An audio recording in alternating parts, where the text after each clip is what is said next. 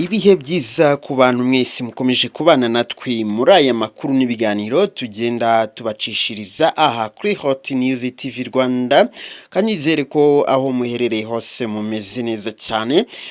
Tubifuriza amahoro y'Imana, imigisha y'Imana, ibyiza by'Imana n'uburinzi bwayo bikomeze kugenda bibana namwe. Birumvikana ko tuba tugeze mu mwanya tugenda tureba amakuru abasohoka mu bitangazamakuru ku mbuga nkoranyambaga ndetse n'ibibera aho dutuye iwacu. Aho ngiye ukomeje kugenda mbana namwe, ndi umuhungu wa Mr. Habu Big Baby Mind Dijoke. Muri aka kanya rero reka turebe inkuru irimo kuvugwa. Ni inkuru y'impanuka rwose, kandi ndabona izi modoka ziri mu bwoko bwa hoho zikomeje gukora amabara hirya no hino. Izi modoka sinzi icyemezo zizafatirwa kuko ndabona zikomeje gukora icyo umuntu yakwita ibara hirya no hino. Ntago ari ukuvanga ibiki n'ibiki rwose.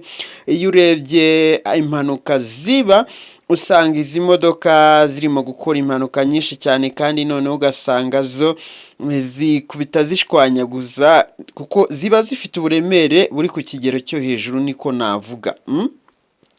Ziba zifite uburemere uri ku kigero cyo hejuru. Ni imodoka zizwi nka hore nk'uko mubibona ku masikirini yanyu.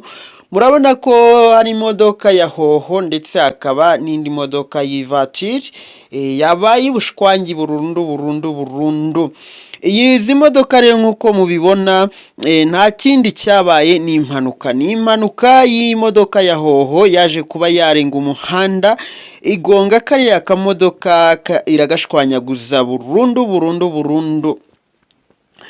Iyi mpanuka ndabona yarabereye mu gihugu cy'abaturanyi cya Uganda, ntago ari hano mu Rwanda, ariko Uganda nayo iri mu gace gakunda kuberamo impanuka.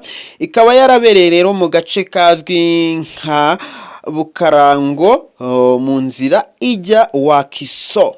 Ubwo abatuye muri Uganda ako gace barakazi. Wanditse inkuru rero akaba yibaza amaherezo y'izi modoka. Izi modoka zikomeje gutwara ubuzima bw'abantu benshi, zikomeje kubica bigacika hirya no hino. Ntago ari muri Uganda gusa rero, niyo urebye mu Rwanda ukara no mu bindi bihugu izi modoka zizwi ku izina rya hoho ntago sinzi ukuntu bazikoze, zikora impanuka nyinshi cyane ugereranyije n'izindi modoka. Ukibaza ese ibi biterwa n'iki? Ntiwamenya ibyo ari byo muri make. Muri iyi mpanuka rero ndabona batangaje ko iyi mpanuka yaje kuba yahitana umudamu wari uri muri iyi modoka. Iyi modoka no ubwo birumvikana. Bakaba basaba inzego zibishinzwe kureba umwanzuro bafatira izi modoka kuko zikomeje kugenda zikora amabara mu bice bitandukanye.